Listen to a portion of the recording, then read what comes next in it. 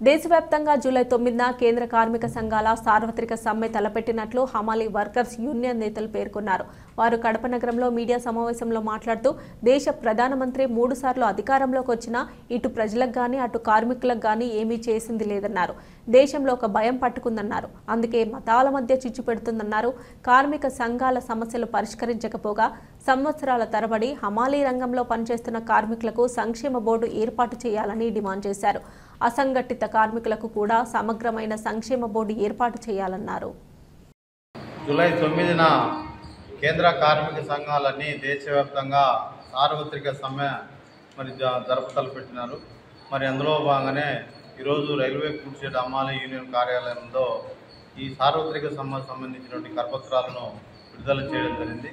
ప్రధానంగా ఈరోజు కేంద్రంలో 3వసారి అధికారంలోకి వచ్చినటువంటి మోడీ ప్రభుత్వం యొక్క కార్మికులకు అలాగే సామాన్య ప్రజలకు ఏమి చేయకుండా కాలయాపన చేసేందుకు మళ్ళీ ఈరోజు దేశంలో మత చిచ్చు పెట్టేందుకు కాలయాపన చేసేందుకు ముందుకు వస్తుంది.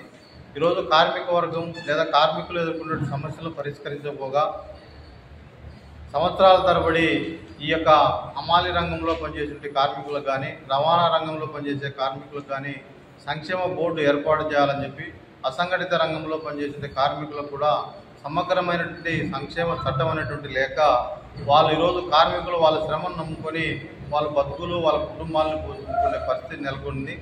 ఈరోజు కరోనా సమయంలో దేశవ్యాప్తంగా 45 కోట్ల మంది అసంఘటిత రంగంలో కార్మికులు ఉన్నారు. వీరికి సమగ్రమైనటువంటి సంక్షేమ చట్టం తీసుకొస్తామని చెప్పి మోడీ ప్రగల్భాలు పలికి ఈరోజు 3వసారి అధికారంలోకి వచ్చిన తర్వాత కార్మికులకు మొండి చేయి చూపించే పరిస్థితి ఉంది. అలాగే ఈరోజు ఒక్క ప్రభుత్వ రంగ సంస్థను కూడా ఆ రోజు సంవత్సరానికి 1 కోటి ఉద్యోగాలు ఇస్తామని చెప్పి అధికారంలోకి వచ్చినాడు.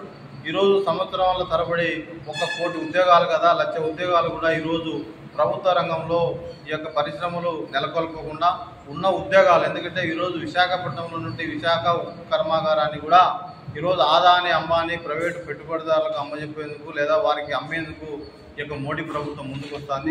ఇలాంటి పరిస్థితుల్లో ప్రభుత్వ రంగ సంస్థలను కాపాడుకోవాలని చెప్పి అలాగే కార్మికులు పోరాడి సాధించినటువంటి చట్టాలు సైతం వాళ్లకు సంక్షేమానికి పాటుపడాలని చెప్పి జూలై 9న దేశవ్యాప్తంగా ఈ యొక్క సార్వత్రిక సమ్మెలో పాల్గొనాలని చెప్పి కార్మిక వర్గానికి ఏఐటీసీ విజ్ఞప్తి చేస్తుంది. ఆ రోజు కూడా కార్మికులందరూ బయటకు వచ్చి నిరసన తెలియజేసి మోడీకి వ్యతిరేకంగా నిలబడాలని చెప్పి ఏఐటీసీగా విజ్ఞప్తి చేస్తున్నాం.